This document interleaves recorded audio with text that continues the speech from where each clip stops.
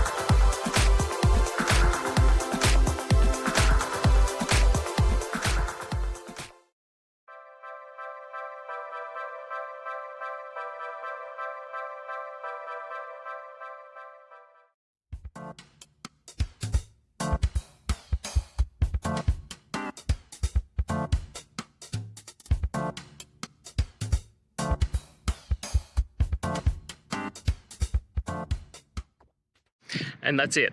I hope you found the solution that you're looking for. If you did, please hit subscribe. I'd really appreciate it. And until the next time that you need technical help, I hope you have a good one. Cheers.